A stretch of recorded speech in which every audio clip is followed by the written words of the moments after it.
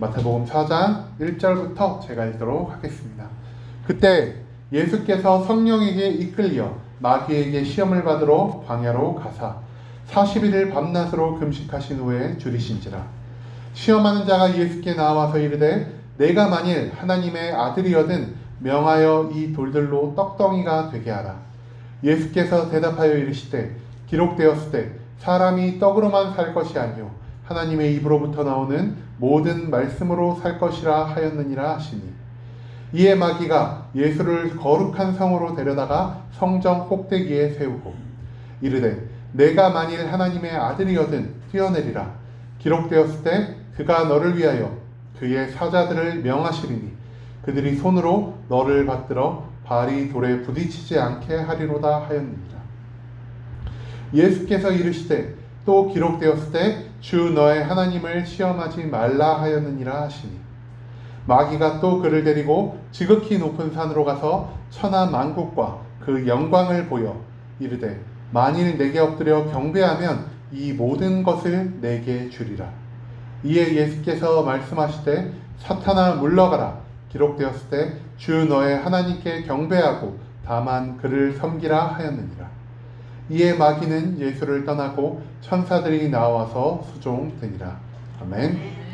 네, 오늘 말씀은 사탄 마귀 이것으로 물리치세요라는 제목을 가지고 우리가 한번 말씀을 나눠보도록 하겠습니다. 네, 여러분 저희 교회 이름이 뭐죠? 우리 교회 이름? 네, 앞에 순복음이 붙어있죠. 순복음 함께하는 교회.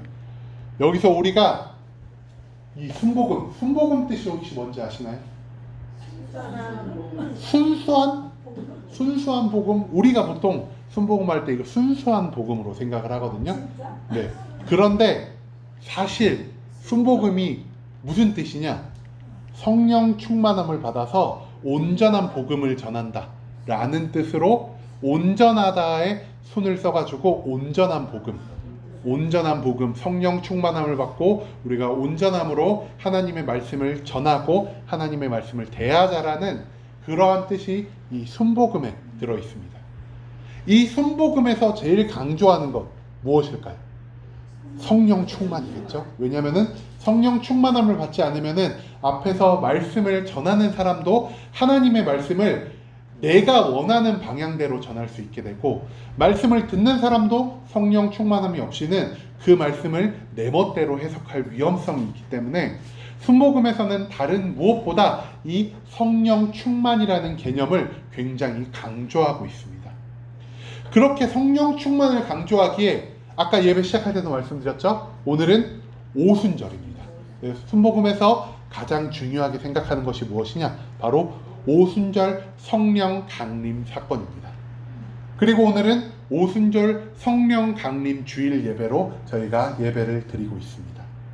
그런데 이 오순절 성령 강림 사건, 성령 충만의 사건을 제가 오늘 그런 말씀은 오순절 말씀을 준비하면 되겠다 이러면서 말씀을 찾아보니까요, 글쎄 작년에 벌써 제가 오순절 성령 강림에 관한 말씀도 전했고, 성령 강림 이후에 스데반 집사가 성령 강림을 받아서 어떤 마음을 갖고 말씀을 전했는지 그 말씀도 제가 한 적이 있더라고요. 그래갖고 우리는 정말 참 순복음이다, 이 말씀을 일찍 전했구나 이 생각이 들더라고요. 근데 이 말씀을 전해서 오늘은 그러면은 이 성령 받는 이야기를 말고 성령 충만함으로 인해서 우리가 어떠한 삶을 살 수 있을까라는 생각으로 말씀의 방향이 조금 바뀌어 잡혀지더라고요. 그래서 오늘은 마태복음 4장의 말씀을 통하여 우리가 성령 충만함을 받은 예수 그리스도가 어떤 일을 행하였는지 오늘 다 같이 이 말씀을 통해 알아보도록 하겠습니다. 예수님의 생애, 여러분 예수님이 몇 살에 돌아가셨는지 혹시 아시는 분 계시나요? 정확하진 않지만 33살에서 34살 사이 그 어느 시점에 예수님께서 돌아가셨다고 대부분의 성경학자들이 그렇게 말하고 있습니다. 예수님의 생애는 크게 두 가지로 나눠볼 수 있겠습니다. 첫 번째 생애, 우리와 같이 평범한, 예수님은 그 당시에 목수로서의 삶을 사셨거든요. 왜냐? 아버지가 목수셨거든요. 육신의 아버지 요한을 따라서 목수로서 예수님은 30년 동안을 살아왔습니다. 요셉이죠. 죄송합니다. 요셉을 따라 30년을 살아왔죠. 그리고 하나님의 뜻에 따라서 3년 반을 살아가셨습니다. 그리고 이 하나님의 뜻에 따른 3년 반의 기간을 우리는 공생애, 공적인 일을 위하여 자신의 생애를 바쳤다는 의미로 우리가 공생애 기간이라고 부르고 있습니다. 자, 그렇다면은 예수님의 인생에서 가장 극적인 변화가 있었던 시기는 바로 이 30살에서 31살로 넘어가는 이 시기가 아니었을까 생각을 합니다. 예수님이 평범한 삶을 살았던 이 30년 기간을 지나서 하나님의 부름을 받아 쓰임을 받기 시작한 이 31살에 처음 예수님은 어떤 일을 하셨을까요? 오늘 말씀을 보신 분들은 예수님 광야에 나가서 시험을 받으시지 않았나? 이렇게 생각을 하실 수 있겠지만 가장 먼저 예수님 한 일이 무엇이냐? 여기 보면은 여기 빨간 옷을 입고 지팡이를 짚고 있는 사람이 있죠? 이 사람이 세례 요한. 그리고 여기 강가에 내려가서 반쯤 헐벗은 몸으로 세례 요한에 의해서 세례를 받는 사람, 이 사람이 바로 예수 그리스도입니다. 하나님의 일을 시작하기 전에 예수님은 가장 먼저 세례 요한을 찾아가셨습니다. 세례 요한을 찾아간 후에 세례 요한에게 물로 세례를 받으신 후에 갑자기 여기서 보시는 것처럼 하늘이 쫙 열리면서 하나님이 보내시는 성령이 비둘기 같은 모습으로 예수님의 머리 위에 임하게 됩니다. 성령 충만 받은 예수님을 향해서 하나님은 하늘에서 이렇게 말씀하십니다. 이는 내 기뻐하는 아들이다 라고 말이죠. 성령 충만함을 받음으로써 예수님은 완벽하게 거듭나게 되셨습니다.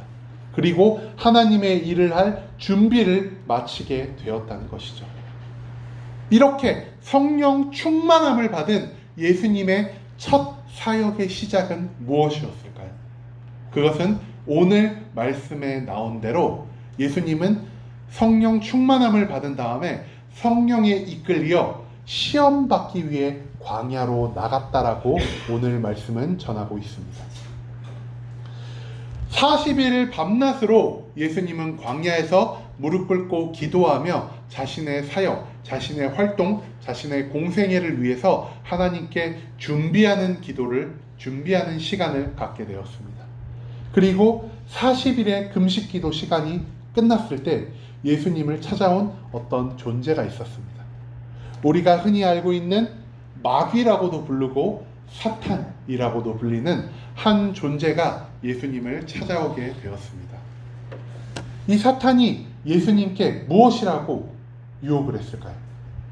오늘 말씀을 보면은 사탄은 총 3가지로 예수님을 유혹했습니다. 첫 번째로 사탄은 굶주리신 40일 밤낮으로 금식하신 예수님께 이렇게 말했습니다. 예수여, 여기 광야에 돌들이 얼마나 많은가? 이 돌들로 떡을 만들어서 먹으면 너가 배도 부르고 얼마나 좋지 아니하겠나? 이렇게 예수님을 유혹합니다. 그리고 두 번째로 사탄은 예수님을 이렇게 유혹합니다. 예수여, 내가 너를 거룩한 성전, 즉 예루살렘 성전 꼭대기 위에 너를 세울 것이다. 하지만 너는 하나님의 아들이기에 너가 여기서 뛰어내려도 하나님이 너를 얼마나 사랑하시면 천사들을 보내어 너를 수종들게 해서 너의 발이 땅에 닿지 않게 하나님께서 다 너를 보호해 주실 것이다 라고 유혹을 합니다. 세 번째로 마귀는 높은 산 꼭대기로 예수님을 데려간 다음에 이렇게 말합니다. 예수여, 이 높은 산 꼭대기에서 저 수많은 나라들과 저 수많은 나라들의 영광이 보이는가? 너가 나에게 한 번만 절을 한다면 내가 저 많은 모든 나라들뿐 아니라 저 나라의 모든 영광까지 너에게 줄 수 있겠다. 나에게 절하라 라고 유혹합니다. 이렇게 유혹을 받을 때마다 예수님은 하나님의 말씀을 통하여 이 마귀의 유혹을 물리치고, 그리고 마귀의 유혹 3번의 거듭된 유혹을 물리친 후에 본격적으로 하나님의 일을 하기 위해 자신의 고향 땅 갈릴리 지역으로 돌아가셨다는 것이 오늘 말씀의 전반적인 내용입니다. 자, 그렇다면은 오늘 말씀에서 아까도 제가 말씀을 드렸죠. 마귀가 총 3번 예수님을 유혹했다는 것을 우리는 발견할 수 있습니다. 마귀의 유혹 첫 번째는 돌들로 떡을 만들어라. 두 번째 유혹은 성전에서 떨어져라. 그러면 너가 천사들의 수종을 받을 것이다. 그리고 마지막 유혹이 나에게 절하라. 그럼 모든 나라와 영광을 너에게 주겠노라. 이 3가지 유혹을 마귀가 했다라는 것이죠. 이 3가지 유혹을 천천히 살펴보면서 저는 마귀가 우리를 유혹할 때 어떠한 공통점을 갖고 있는지 이 공통점을 2가지를 찾을 수 있게 되었습니다. 이 3가지 유혹의 첫 번째 공통점은 무엇이냐? 바로 마귀는 그 사람이 못하는 불가능한 일을 가지고 유혹하는 것이 아니라 그 사람이 충분히 할 수 있는 능력적인 것, 내가 할 수 있는 일을 가지고 유혹을 한다는 것입니다. 첫 번째, 마귀는 돌들로 떡을 만들어 먹으라고 유혹을 했습니다. 만약에 마귀가 우리에게 와서 야, 허광전도사, 너 땅바닥에 떨어져 있는 돌을 가지고 떡을 만들어 먹어라. 제가 할 수 있을까요? 저는 야, 그거 할 수도 없는데 이딴 유혹이 나에게 통할까? 라고 생각을 할 것입니다. 하지만 예수님께서는 돌들을 가지고 떡을 만들 능력이 있으신 분입니다. 우리가 이것을 어디 말씀에서 찾을 수 있냐? 요한복음 2장 7절 9절. 우리가 예전에 한번 말씀을 나눈 적이 있죠. 가나의 혼인잔치. 거기서 이렇게 성경은 말하고 있습니다. 예수께서 그들에게 이르시되 항아리에 물을 채우라 하신즉 아귀까지 채우니 이제는 떠서 연회장에 갖다 주라 하시매 갖다 주었더니 연회장은 물로 된 포도주를 맛보고 어디서 났는지 알지 못하더라. 물을 포도주로 바꿀 능력이 있으신 분입니다. 물을 포도주로 바꾸신 분이 돌들을 떡으로 만들지 못할까요? 예수님께서는 돌을 떡으로 만들 능력이 있으셨던 분이셨습니다. 그렇기 때문에 마귀는 그 예수님의 능력을 알고 있었기에 예수님이 할 수 있는 것을 통해 예수님을 유혹하기 시작합니다. 이 돌들을 떡으로 만들어 너의 줄인 배를 채우라라고 말이죠. 두 번째로 마귀는 이렇게 말합니다. 너가 높은 예루살렘 성전에서 떨어져 내려라. 하나님이 너를 사랑하시고 너를 통해 하실 일이 있기 때문에 천사들을 보내셔서 너의 발이 땅에 닿지 않도록 할 것이다. 이 말은 무엇이냐? 천사들이 너를 수종들게 하라라는 말입니다.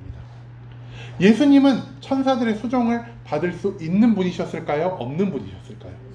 받을 수 있는 분이셨습니다. 그 말씀이 어디서 나오냐? 오늘 말씀의 가장 끝부분 마태복음 4장 11절에 보니까 이에 마귀는 예수를 떠나고 천사들이 나와서 수종되니라. 예루살렘 성전 꼭대기에서 떨어져도 예수님은 죽지 않으셨을 것입니다. 왜냐? 예수님을 통해서 하실 일이 아직 남아있었기 때문이란 것이죠.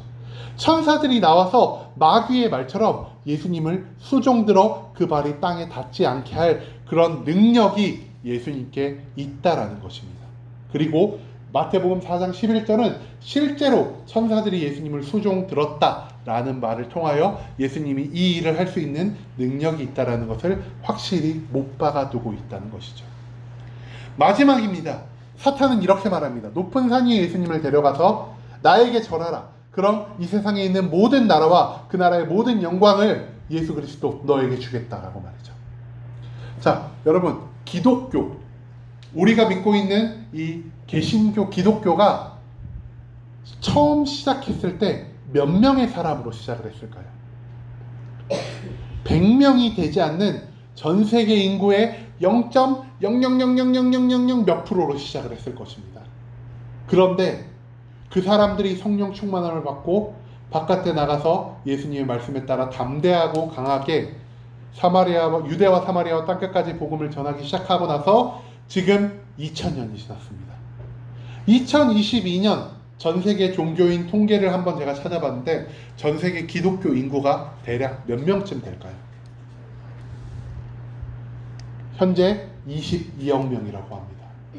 전 세계 66억, 68억의 인구 중에서 대략 3분의 1 정도가 전 세계 인구 중에 31.5%가 예수 그리스도를 믿고 있다고 합니다. 이 말은 무엇이냐? 0.0000000몇 프로로 시작한 그 예수 그리스도의 세계 복음화가 지금 31.5%까지 진행이 되었다는 것을 의미합니다. 그 말은 무엇이냐? 굳이 마귀에게 절하지 않아도 예수님은 역사를 통하여 자신의 제자들을 통하여 말씀을 통하여 성령을 통하여 세계의 복음화를 이룰 수 있는 능력을 가지고 계신 분이시다라는 것을 우리가 찾아볼 수 있다라는 것이죠. 마귀는요, 우리에게 불가능한 것을 가지고 유혹하지 않습니다. 우리가 할 수 있는 것, 우리가 잘하는 것, 우리가 능력이 있는 것을 가지고 우리를 유혹한다라는 사실을 우리가 기억했으면 합니다. 그리고 나서 두 번째로 우리는 마귀의 유혹의 공통점을 찾아볼 수 있는데, 그 공통점이 무엇이냐? 마귀는 우리가 필요로 하는 것을 통해 우리를 유혹한다는 것입니다. 마귀가 세 가지로 유혹을 했었죠. 첫 번째, 떡으로 유혹을 합니다. 이 떡은 무엇이냐? 금식한 후에 배가 줄인 사람들에게 가장 필요한 음식입니다. 또한 수많은 백성들이 지금은 우리가 먹고 사는 것에 대해서 별로 큰 문제를 느끼지 않지만 50년 전만 하더라도 100년 전만 하더라도 2000년 전만 하더라도 사람들에게 있어서 가장 중요한 것이 무엇이냐? 먹고 사는 것에 관한 문제였습니다. 그렇기 때문에 마귀는 떡, 예수 그리스도 40일 동안 금식하신 예수님에게 가장 필요한 것이자 이 당시 백성들에게 가장 필요한 떡을 가지고 예수님을 유혹했다라는 것입니다. 그리고 두 번째로 마귀는 이렇게 말합니다. 거룩한 성전에서 떨어져라. 천사들이 너를 수종들어서 너가 죽지도 않고 발이 땅에 닿지도 않을 것이다 라고 말이죠. 거룩한 성전 예루살렘에는 당시 어떤 사람들이 살고 있었을까요? 높은 사람들이 살고 있었습니다. 대제사장이 살고 있었고요. 제사장들이 살고 있었고요. 바리새인들이 살고 있었고요. 서기관들, 율법 교사들, 사두개인들, 그리고 이스라엘의 고위 계층들이 다 이 예루살렘 성전 근처에서 살고 있었습니다. 그런데 예수님이 만약에 예루살렘 성전에서 딱 뛰어내렸는데 예수님 왼쪽 오른쪽으로 천사가 싹 하고 나타나서 예수님의 수종을 드는 모습을 이 사람들이 본다고 생각을 해봅시다. 예수님의 하는 사역에 엄청나게 큰 도움이 되지 않을까요? 오, 저 사람은 천사들이 수종을 드는 사람이야. 보통 사람이 아니야. 우리가 핍박했다가는 저 사람에게 수종을 들은 천사들이 우리를 찾아와서 우리의 목숨을 빼앗아 갈지도 몰라. 이런 마음을 갖고 있게 되지는 않았을까요? 예수님이 예루살렘 성전에서 뛰어내려서 천사의 수종을 받는 것은 예수님의 명성을 높이는 데 도움이 될 것입니다. 그리고 예수님의 높아진 명성은 자신의 사역에 큰 도움이 되었을 것입니다. 예수님의 복음 전하는 것, 예수님의 병 고치는 것을 제사장, 바리새인들, 서기관들 이런 사람들은 굉장히 싫어하고 미워했지만 만약에 예수님이 천사들을 양옆에 거느리고 수종받는 모습을 보았다면 그들은 이토록 예수님을 핍박하고 예수님을 무시하고 예수님을 죽이기 위한 노력을 하지 않았을 것이라는 것이죠. 예수님의 사역에 도움이 되는 이 성전 위에서 떨어져라라는 말은 예수님께 어떻게 보면 굉장히 필요한, 명성을 얻기 위해 필요한 것들 중 하나였을 것입니다. 마지막으로 마귀는 말합니다. 나에게 절하면 이 세상의 모든 나라들과 이 세상의 모든 나라들의 영광을 너에게 주겠다라고 말이죠. 이 말을 반대로 바꿔서 말하면 무엇이냐? 예수님에게 모든 나라를 주겠다는 것입니다. 예수님이 이 땅에 오신 목적은 무엇입니까? 우리의 죄를 사하시기 위함도 있지만 전 세계를 하나님의 나라, 즉 하늘나라로 만들기 위해서 예수님은 이 땅에 내려오셨습니다. 모든 나라를 얻게 된다는 것은 무엇이냐? 복음이 31.5%까지 전파가 되는데 2000년이 걸렸습니다. 그것을 단 한 번에 이룰 수 있는 절호의 찬스가 왔다는 것입니다. 예수님의 목적, 그 기간이 2000년 그 이상의 시간이 걸리지 않고 마귀에게 절 한 번 하는 것으로 단숨에 이룰 수 있는 이 기회가 왔다는 것이죠. 떡, 명성, 목적, 이 세 가지, 예수님에게 반드시 필요한 것을 가지고 마귀는 예수님을 유혹했다라는 것에 우리는 집중할 필요가 있습니다. 정리를 하자면 마귀의 유혹은 어떤 사람이 할 수 있는 것, 능력적으로 부족함 없이 충분히 즐겁게 최선을 다해서 할 수 있는 것을 가지고 유혹을 하고요. 두 번째로 마귀는 내가 필요한 것을 얻게 하기 위해서 나를 유혹한다라는 것입니다.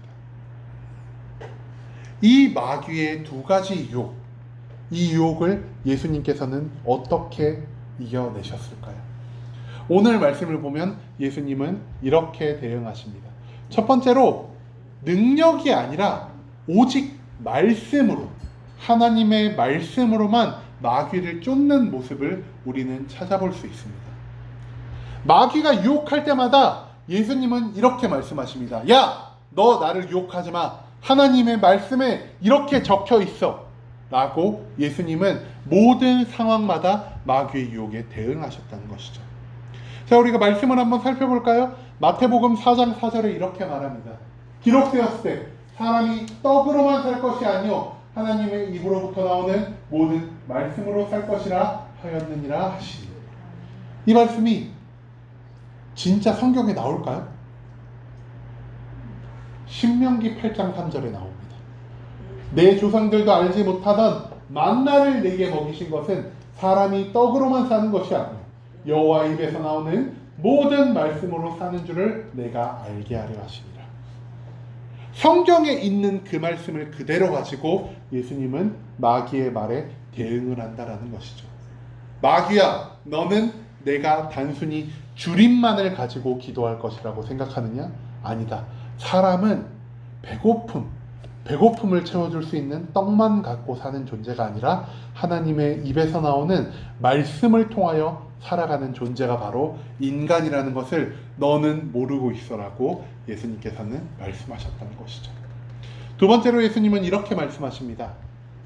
또 기록되었을 때 주 너의 하나님을 시험하지 말라 하였느니라 하시니 라고 말이죠. 이 말씀은요, 출애굽기 17장 2절에 나옵니다. 예루살렘 백성들이 모세에게 요구합니다.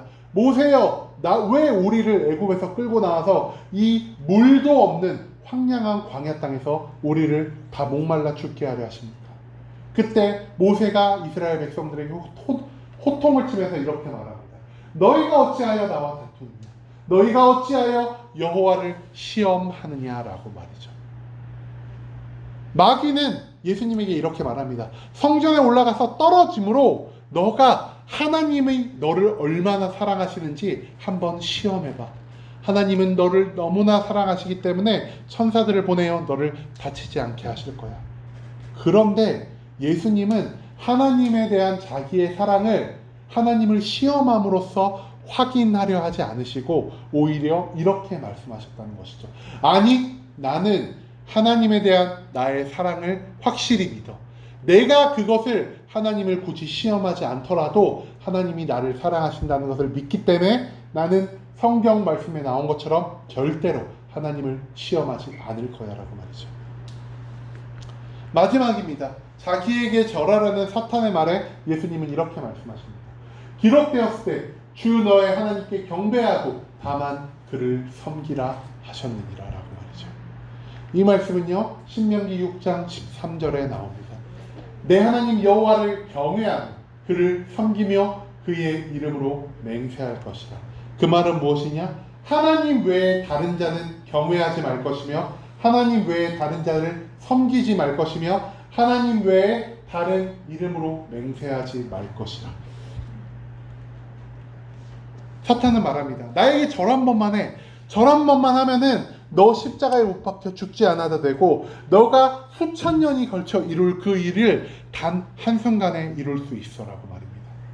하지만 예수님은 말씀하시죠. 아니야, 나 너에게 절하지 않을 거야. 내가 믿는 분, 내가 경외할 분, 내가 섬길 분, 내가 맹세할 분은 오직 하나님밖에 없어. 그리고 그것이 하나님의 입에서 나온 성경 말씀에 적혀 있기 때문에 나는 너에게 절대 절하지 않을 거야 라고 말합니다. 예수님이 이렇게 3번 말씀으로써 사탄에게 대응하시는데 이 말씀에 공통점이 있습니다. 어떤 공통점이 있을까요? 모든 말씀을 찾아보면요, 저희가 한 가지 공통적으로 적힌 말이 있는지 바로 찾아볼 수 있습니다. 바로 제일 앞에는 기록되었을 때, 두 번째도 또 기록되었을 때, 세 번째도 또 기록되었을 때, 아니면 그냥 기록되었을 때, 여기는 기록되었을 때. 예수님의 대응의 공통점은 이것입니다. 기록되었을 때. 이 말은 무엇이냐? 예수님께서는요, 사탄의 유혹을 물리치기 위해서 어떠한 특별한 능력이나 우리가 할 수 없는 권능을 가지고 하신 게 아니라 우리와 똑같이 사용하실 수 있는 기록된 하나님의 말씀, 즉 무엇이냐? 성경 말씀을 사용해서 사탄의 유혹을 물리치셨다는 것이죠. 예수님은 시험을 받기 전에 요한에게 가서 세례를 받고 비둘기처럼 내려오는 성령의 충만함을 받았습니다. 그리고 성령 충만함을 받은 후에 마귀의 시험과 유혹을 물리치셨습니다. 여러분, 성령 충만하시면 뭐가 생각나시나요? 우리는 성령 충만하면요, 뭔가 초자연적이고 사람이 할 수 없는 그런 능력적인 것을 많이 생각을 합니다. 그렇기 때문에 예수님이 성령을 충만히 받으셨으면은 뭔가 우리가 할 수 없는 권능과 힘을 가지고 마귀를 물리치고 쫓아냈을 거라는 생각이 우리의 머릿속에 선입견처럼 들어있을 수 있다는 것이죠. 그런데 예수님께서는 성령 충만하신 후에도 우리가 할 수 없는, 우리가 상상하지 못할 특별한 능력으로 마귀의 유혹을 물리치신 게 아니라 오직 기록된 말씀, 기록되었을 때 하나님의 말씀이 이렇게 전하고 있다라는 그 성경 말씀만을 가지고 사탄을 물리치셨다는 것을 오늘 말씀을 통해 우리는 발견할 수 있습니다. 그렇다면 우리가 여기서 생각해 봐야 할 것이 무엇이냐? 아니, 성령 충만 받았으면 능력적인 부분을 마구 발휘하실 수도 있는데 왜 굳이 말씀으로 예수님 마귀를 물리치셨습니까? 우리가 이것에 대해 한번 알아볼 필요가 있겠습니다. 자, 성경을 찾아보면 마태복음 7장 11절, 우리가 굉장히 좋아하는 말씀 중 하나거든요. 이 말씀이 이렇게 전하고 있습니다. 너희가 악한 자라도 좋은 것으로 자식에게 줄 줄 알거든 하물며 하늘에 계신 너희 아버지께서 구하는 자에게 좋은 것으로 주지 않으시겠느냐. 우리의 기도의 대부분이 이 말씀을 붙잡고 기도합니다. 하나님이 우리에게 좋은 것을 준다 그러셨어요. 그러니까 하나님께 열심히 기도하면서 구해야지 라고 우리는 이 마태복음의 말씀을 잡고 기도합니다. 그런데요, 이거랑 똑같은 말씀이 누가복음에도 있거든요. 누가복음 11장 13절에는 이렇게 말합니다. 너희가 악할지라도 좋은 것을 자식에게 줄 줄 알거든 하물며 너희 하늘 아버지께서 구하는 자에게 좋은 것 대신 무엇을 주신다고 그러시죠? 성령을 주신다고 말하십니다. 그 말은 무엇인가요? 좋은 것이요, 다른 우리가 생각하는 그런 것이 아니라 성령을 주신다는 것입니다. 여러분, 좋은 것을 많이 받는 사람을 우리는 무엇 받았다 그러죠?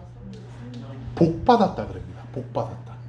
내가 구하는 좋은 것을 많이 받은 사람을 우리는 복 받은 자라고 말을 합니다. 그런데 성경에서는 이 좋은 것을 뭐라고 말한다 그랬죠? 성령이라고 말한다고 합니다. 그러면은 우리가 이렇게도 생각해 볼 수 있지 않을까요? 좋은 것은요, 성령이고요, 성령 그 자체가 바로 복이라는 사실이라는 거죠. 즉 성령 받은 자는요, 복 받은 자라는 말입니다. 좋은 것, 복을 받은 자가 성령 받은 자라는 것이죠. 그런데 이 복 받은 자가 어떠한 삶을 살아가야 하는지를 우리는 시편 1편 2절의 말씀에서 찾아볼 수 있습니다. 시편 1편 1절까지는 우리가 기억하죠? 복 있는 자는, 복 있는 자, 죄인의 길에 서지 아니하며 오만한 자의 자리에 앉지 아니하며, 그 다음이 시편 1절 2절이죠. 복 있는 사람은 오직 여호와의 율법을 즐거워하며 그 율법을 주야로 즐거워하는 자라. 자, 복 있는 사람, 복 있는 사람이 어떤 사람이라 그랬죠? 성령 받은 사람. 성령 받은 사람은요, 율법을 주야로 묵상하는 사람이다. 성령 받은 사람은요, 무언가 특별한 능력을 행하는 자일 수도 있습니다. 왜냐? 성경에서 성령 받은 사람들이 병도 고치고 귀신도 쫓고, 하지만요, 성령 충만이 받은 자가 능력만 행하는 자가 아니라는 겁니다. 성령 충만이 받은 자는요, 무엇보다 여호와의 율법, 즉 하나님의 말씀, 기록된 말씀을 즐거워하며 그 율법을 매일매일 밤낮으로 쉼없이 읽고 그 말씀대로 따라 살려 하는 자가 바로 성령 충만이 받은 자라고 성경은 전하고 있다는 것이죠. 예수님도 그러하셨습니다. 예수님은요, 자기의 권능과 능력을 가지고 마귀를 쫓아낼 수 있는 분이셨습니다. 누가복음 8장 30절에서 20절을 보면요, 그 귀신 들린 자를 예수님이 그 귀신을 쫓아 돼지떼에게 넣은 그 이야기를 전하고 있거든요. 예수께서 내 이름이 무엇이냐 물으신지 이르되 군대라 하니 이는 많은 귀신이 들렸습니다. 무적행으로 들어가라 하지 마시기를 사탄이 예수님께 강구하니 마침 그곳에 많은 돼지떼가 산에서 먹고 있는지라 귀신들이 그 돼지에게로 들어가게 허락하심을 강구하니 이에 허락하십니다. 단순히 하나님의 말씀을 사용하지 않고 자신이 가진 그 권능, 말 자체에 있는 권능만으로도 사탄을 쫓아내실 수 있는 분이 예수 그리스도라고요. 그리고 우리는 귀신을 쫓아내는 것을 상상할 때 예수님의 이런 모습을 본받아서 나도 예수님처럼 이렇게 권능을 받아서 사탄에게 예수 이름으로 물러가라! 이런 것만 귀신을 쫓는 방법이라고 생각을 한다는 것이죠. 그런데요, 우리 모두가 능력을 발휘하는 자입니까? 능력은요, 하나님의 선물입니다. 받은 자가 있을 수도 있고요, 받지 못한 자가 있을 수도 있는 것이 바로 능력이라는 것이죠. 성경 전체를 찾아봐도요, 하나님의 능력을 받아 그 능력에 따라 병을 고치고 그 능력에 따라 귀신을 쫓아낸 자들은요, 정말 우리 열 손가락에 꼽을 정도로 수가 적다라는 것을 우리가 기억했으면 합니다. 그렇다면은 성령 충만함으로 능력받지 못한 사람은 마귀를 쫓아낼 수 없는 겁니까? 여기에 대한 이 질문에 오늘 말씀을 통해 예수 그리스도는 우리에게 대답해주고 있다는 것이죠. 마귀를 쫓는 방법은 단순히 성령 충만함, 예수 이름으로 마귀야 물러나라! 이 한마디 말에 있는 그 능력만으로 마귀를 쫓아낼 수 있는 게 아니라는 겁니다. 예수님이 마귀의 유혹을, 마귀를 쫓아낼 때 어떤 능력을 사용하셨습니까? 아무런 능력을 사용하지 않으셨습니다. 예수님은 단지 이것을 말하십니다. 기록되었을 때 하나님의 기록된 말씀이 이렇게 말하고 있어. 마귀, 너 나를 유혹할 생각하지 마! 라고 예수님은 전하고 있다는 겁니다. 기록된 말씀, 이거는요, 특별한 능력이 없어도요, 우리가 언제나 읽을 수 있고요, 우리가 언제나 마음에 품고 살면서 그 말씀대로 따라 살기 위해 노력해 갈 수 있는 것이 바로 기록된 말씀, 여러분들 앞에 펼쳐진 성경 말씀입니다. 그렇기 때문에 예수님은요, 능력을 발휘하기 전에 능력의 말씀, 예수 그리스도의 이름으로 명하노니 마귀야 물러가라! 라고 하는 그 능력의 말씀 이전에 우리에게 얘들아, 능력 말고도 마귀의 유혹을 쫓아낼 수 있는 방법이 바로 이 성경 말씀에 들어있다 라는 것을 오늘 말씀을 통해 우리에게 알려주고 계신다는 것이죠. 성령 충만함은요, 여러분, 너무나 많은 방법으로 우리에게 다가올 수 있습니다. 누구는 방언을 통하여, 누구는 병고침을 통하여, 누구는 하나님의 말씀을 특별히 잘 이해하고 전달하는 능력을 통하여 각자에게 주어진 성령의 충만함을 느낄 수 있다는 것이죠. 그런데 우리는요, 어떻게 생각하죠? 나 성령 뭔가 하나님을 체험하고 하나님의 사랑이 느껴지고 그런데 나 방언을 못해. 나 성령 충만함 받지 못한 걸까? 나 방언은 하는데 누구처럼 손만 대면 병을 고치는 역사가 나에게 없어. 나 성령 충만함 받지 못한 걸까? 우리는 이렇게 스스로 성령 충만함의 기준을 특별한 능력 자체에만 두고 있다는 것에 주의할 필요가 있다는 것이죠. 성령 충만한 자는요, 아까도 말했지만 복 있는 자입니다. 복 있는 자는 어떠한 자라고 성경은 전하고 있다 그랬죠? 하나님의 율법을 즐거워하며 주야로 묵상하는 자. 그 말은 무엇이냐? 성경 말씀을 사모하면서요, 매일매일 성경을 읽고 그 말씀대로 따라 살려 하는 자가 바로 성령 충만한 자다라고 성경 말씀은 전하고 있다는 것입니다. 말씀을 사모하고 말씀을 매일매일 쉼없이 읽고 그 말씀에 따라 살려는 자는 그 말씀을 통해, 말씀 속에 녹아있는 하나님의 권능을 통해 마귀의 유혹을 물리칠 수 있게 된다는 것을 오늘 말씀을 통해 예수님은 우리에게 알려주고 계십니다. 여러분, 말씀을 묵상하는 것, 그렇기 때문에 중요합니다. 매일매일 기도와 매일매일 말씀을 읽는 이유는 단순히 우리가 말씀을 통하여 성경적 지식을 늘리기 위함이 아닙니다.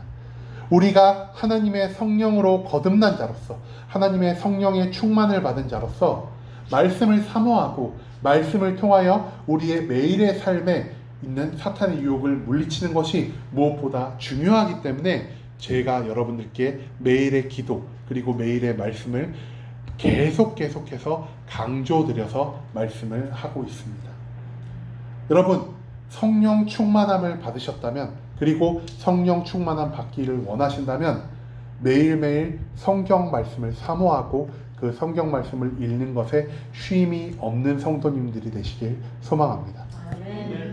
성경의 말씀에 따라 살고자 하고 성경의 말씀에 따라 유혹을 이겨내는 자는 하나님이 원하시는 하나님 앞에 선 거룩한 자로 살아갈 수 있게 됩니다. 그리고 하나님 앞에 거룩한 자로 살아갈 수 있게 된다는 말은 무엇이냐? 하나님의 사랑을 배워 내 이웃에게 사랑을 전할 수 있는 사랑이 넘치는 삶을 살 수 있다라는 말과 일맥상통한 것입니다. 말씀에 예수님의 모든 사탄을 쫓아낸 그 말과 생각과 행동의 그 가장 기본, 가장 그 기초에는 하나님의 능력도 아니라 다른 무엇도 아니라 오직 성경 말씀, 기록된 하나님의 말씀이 있었다는 것에 우리가 주목하길 원합니다. 우리도 예수님처럼 나의 생각, 나의 말, 나의 행동, 나의 삶의 근원에 항상 하나님의 기록된 말씀이 있게 되길 소망합니다. 그리고 그 말씀에 따라서 우리가 매일매일 사탄의 유혹을 이겨내고 그 말씀에 따라 거룩한 삶을 살고 그 말씀에 따라 하나님이 기뻐 받으시는 내 삶을 하나님께 제사로 바칠 수 있는 순복음 함께하는 교회 모든 성도님들이 되시길 간절한 마음으로 소망합니다.